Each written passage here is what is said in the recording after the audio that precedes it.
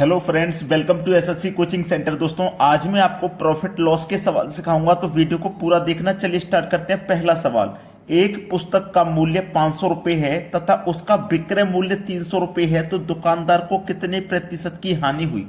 अच्छा सवाल है। 500 रुपए उसकी कीमत है, लेकिन हम उसे 300 रुपए में बेच देंगे। 500 कीमत है, 300 बेच देंगे, 200 का नुकसान हो जाएगा। देखो, 500 कीमत है, हमने उसको 300 में बेचा, तो 200 रुपये घाटे से बेचा, 200 रुपये कम में बेचा। ठीक है, फायदा हो चाहे नुकसान, हमेशा कॉस्ट प्राइस पे निकलता है। कॉस्ट प्राइस आपका 500 है। प्रतिशत के लिए किसी भी चीज को प्रतिशत में बदलना है तो 100 से गुना करना है। ठीक है, कटा दीजिए भाई। 2 जीरो से आपने 2 जीरो कटा दिए। अब 5 से कटाना 200 को, 5 से कटाना 200 को 40 बार में कट जाएगा, तो 40%। सवाल खत्म हो गया। हानि क्या हुई? 40% की। डी ऑप्शन आपके प्रश्न का बिल्कुल सही जवाब है। सभी को समझ में आ गया ना? अब देखते हैं अगला सवाल। अगला सवाल है, एक घड़ी को 200 रुपए में बेचने पर 20% की हानि होती है, तो घड़ी का क्रय मूल्य क्या है?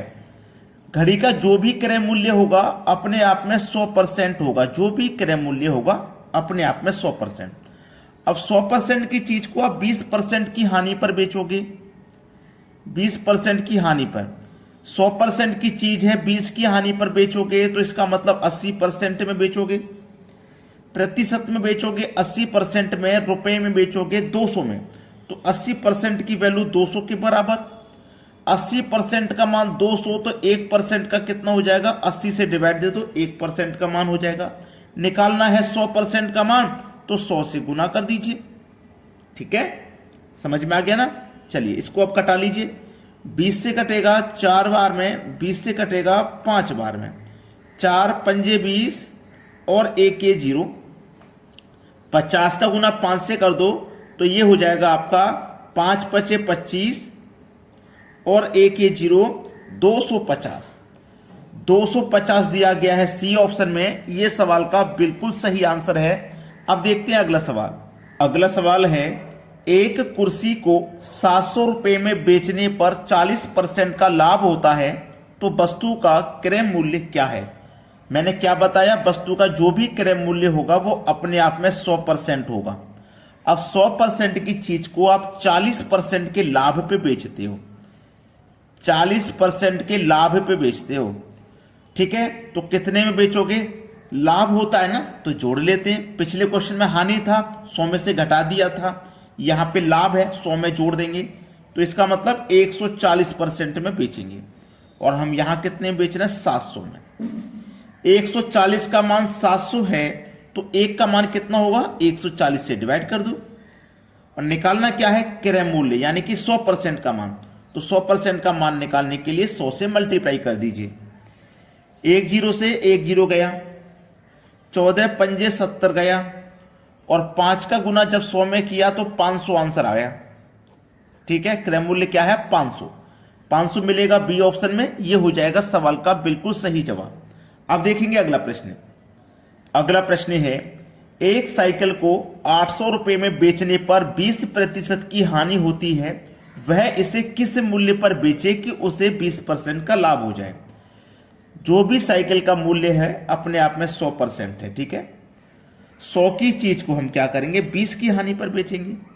20 की हानि पर बेचेंगे, तो इसका मतलब क्या करेंगे? हम 80 में बेचेंगे। ठीक है, 80% में बेचेंगे, और यहां बेच रहे हैं 800 में, तो 80% की वैल्यू 800, तो 1% की वैल्यू कितनी है? 80 से डिवाइड कर दो, 1% का मान निकल के आ गया। और 100% का मान निकालना है, तो 100 से मल्टीप्लाई कर दो, ये क्रय मूल्य हो गया। ठीक है, 100 से गुना करने पे क्रय मूल्य निकल के आ जाएगा।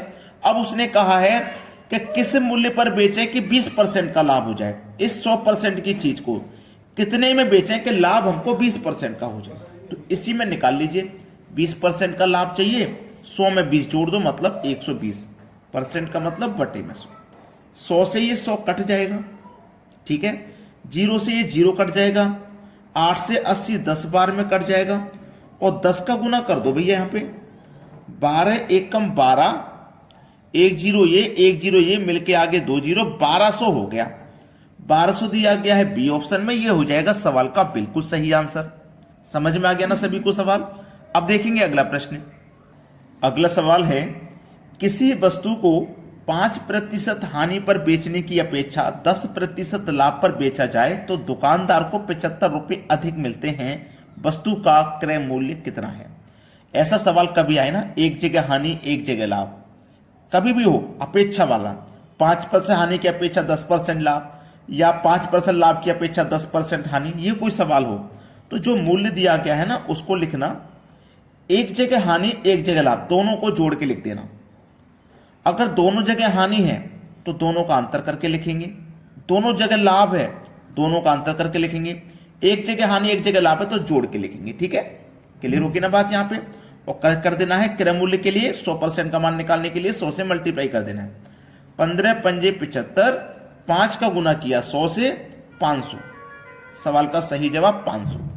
सी ऑप्शन में दिया गया है 500, यह बिल्कुल सही आंसर हो जाएगा। अब देखते हैं अगला सवाल।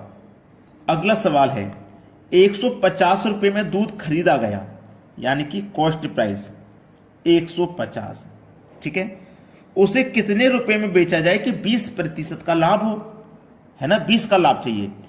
तो आपको पता है कोई भी चीज हो अपने आप में 100% की होती है, उस पर हमें 20% का लाभ चाहिए तो हम उसे 120 में बेचेंगे, है ना, उसे हम 120 में ही तो बेचेंगे। तो ये हो गया हमारा सेलिंग प्राइस 120 है, परसेंट का मतलब बटे में 100, बस सवाल का आंसर आ गया।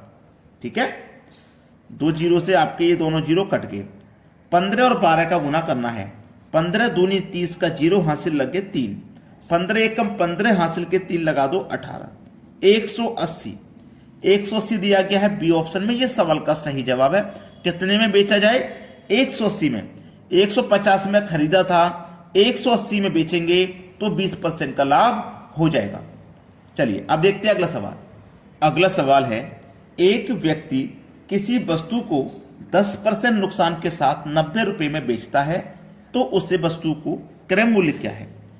जो भी क्रय मूल्य होगा वस्तु का अपने आप में 100% होगा। ठीक है, 100% की चीज को वो 10% के नुकसान पे बेचता है, नुकसान का मतलब हानि पर बेचता है।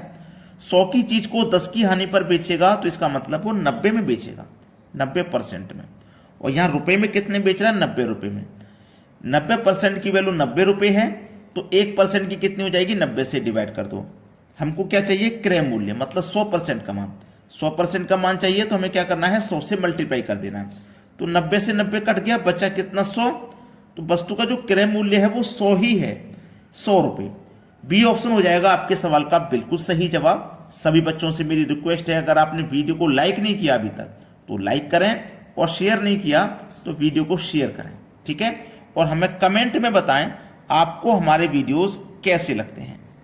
ठीक है दोस्तों, वीडियो देखने के लिए आपका बहुत बहुत धन्यवाद।